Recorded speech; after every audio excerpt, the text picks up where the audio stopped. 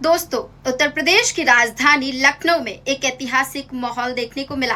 कैसर बाग स्थित गांधी भवन सभागार में रविवार को एक भव्य महासम्मेलन आयोजित हुआ। सम्मेलन का नाम था धर्म रक्षक राष्ट्र रक्षक कौम।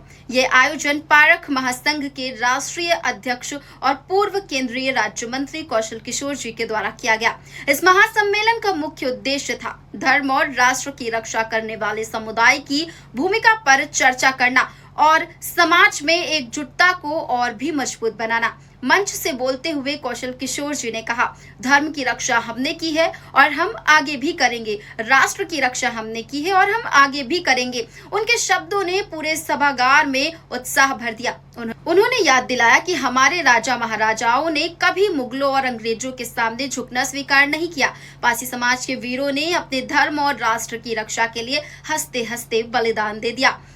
कौशल किशोर ने महाराजा लाखन पासी की वीरता का जिक्र किया। उन्होंने बताया कि लाखन पासी ने धर्म और राष्ट्र की रक्षा करते हुए अपने प्राणों की आहुति दी। दुश्मनों ने धोखे से हमला कर उनका सिर कलम कर दिया, लेकिन उनके बलिदान को आज भी भुलाया नहीं जा सकता। इसी तरह हमारी वीरांगना उदा देवी पासी का नाम भी इतिहास के पन्नों में सुनहरे अक्षरों में दर्ज है। 1857 के स्वतंत्रता संग्राम में उन्होंने अंग्रेजों की सेना के छक्के छुड़ा दिए और अंत में वीरगति को प्राप्त हुई। महाराजा सुहेल देव पासी, महाराजा सातन पासी, सीता पासी, वीरा पासी जैसे असंख्य योद्धाओं ने धर्म और राष्ट्र की रक्षा की। कौशल किशोर ने कहा, पहले उन्होंने धर्म को बचाया और जब धर्म बच गया तो राष्ट्र भी सुरक्षित रहा। कार्यक्रम में मुख्य अतिथि के रूप में पहुंचे उत्तर प्रदेश के उप मुख्यमंत्री केशव प्रसाद मौर्य। उन्होंने अपने संबोधन में पासी समाज की वीरता और पराक्रम पर जोर दिया। मौर्य ने कहा, पासी समाज ने सदैव अपने साहस और पराक्रम से इतिहास रचा है। इस समाज की वीरता पर कभी भी संदेह नहीं किया जा सकता। उन्होंने संघ संस्थापक डॉक्टर केशव बलिराम हेडगेवार की बात भी याद दिलाई। डॉक्टर हेडगेवार कहा करते थे कि पासी समाज की पासा चाल अद्भुत है। ये योद्धा रस्सी और हाशिया के सहारे 50 फीट दूर खड़े दुश्मन को भी पकड़ लेते हैं। यानी पराक्रम और शौर्य इस कौम की रग रग में बसा हुआ है। उप मुख्यमंत्री ने सभी से अपील की कि एकजुटता बनी रहनी चाहिए। साथ ही उन्होंने कौशल किशोर द्वारा चलाए जा रहे नशा मुक्त आंदोलन से जुड़ने का आह्वान किया। उन्होंने कहा कि अगर समाज की कुरीतियों को मिटाना है तो सभी को एकजुट होकर आगे बढ़ना होगा।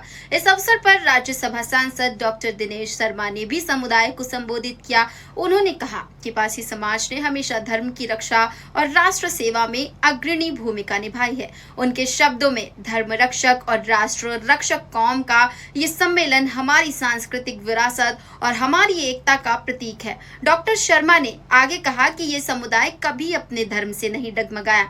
उन्होंने राष्ट्र के लिए अपनी जान की बाजी लगाई और आज भी वही प्रेरणा हमें आगे बढ़ने की ताकत देती है। उन्होंने उपस्थित जनसमूह से कहा कि अगर हमें सनातन धर्म की रक्षा करनी है तो समाज में सद्भाव, एकजुटता और राष्ट्रवाद को मजबूत करना होगा। साथ ही विपक्ष द्वारा फैलाई जा रही भ्रांतियों का मुकाबला ईमानदारी और देशभक्ति से करना होगा। सुबह 10 बजे शुरू हुए इस कार्यक्रम में हजारों लोग शामिल हुए। सभागार पूरी तरह खचाखच भरा हुआ। कार्यक्रम में मोहनलालगंज से विधायक अमरीश रावत, मोहन से विधायक ब्रजेश रावत, मलिहाबाद से विधायक जयदेवी कौशल, भाजपा अनुसूचित जाति मोर्चा के उपाध्यक्ष विकास किशोर, ब्लॉक प्रमुख प्रतिनिधि मीनू वर्मा, प्रधान Sarvesh Rawat, PVR public school के प्रबंधक विपिन कुमार और समाज के अन्य बड़े नेता मौजूद रहे। साथ ही हजारों की संख्या में पासी समुदाय के लोग पहुंचे, नायकों के बलिदान को याद किया। ये सम्मेलन सिर्फ एक कार्यक्रम नहीं था, बल्कि एक सांस्कृतिक चेतना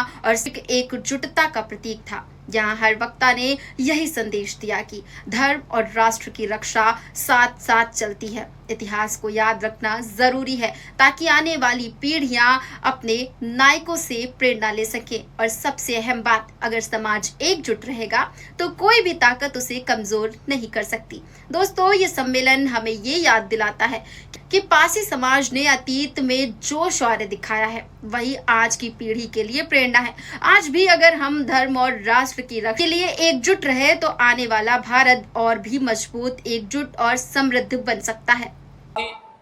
यहाँ उपस्थित हमारे तमाम सारे बड़े बुजुर्ग, हमारे बहुत सारे नौजवान दोस्त, हमारी माताओं और बहनों और पत्रकार मित्रों, आज जब यहाँ पर आने का मुझे मौका मिला तो इतिहास में मैं पहले राष्ट्रीय स्वयंसेवक संघ और विश्व हिंदू परिषद का काम करता हूँ।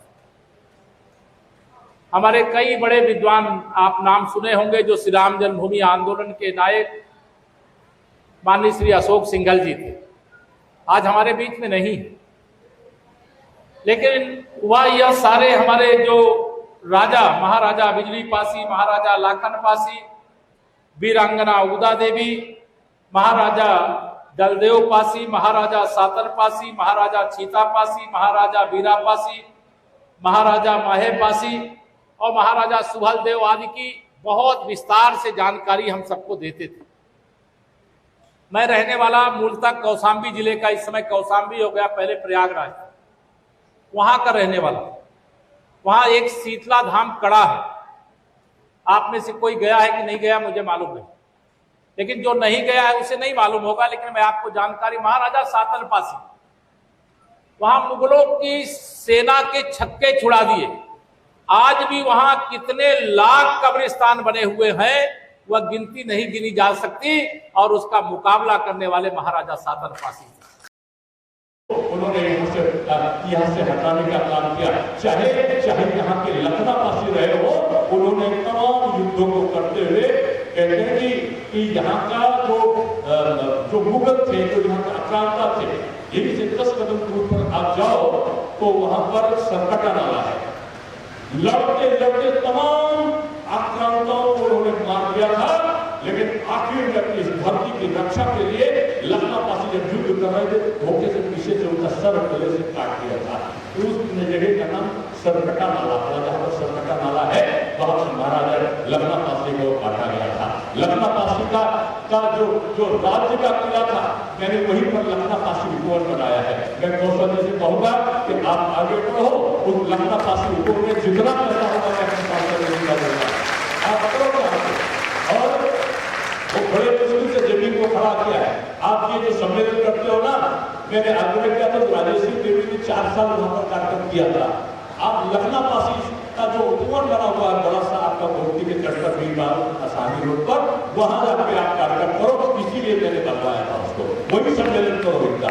और आज तो आपको कहूंगा कि जो छतिया पासी का था ना, छतिया पासी के नाम से ही सीतापुर के लिए छतियापुर था।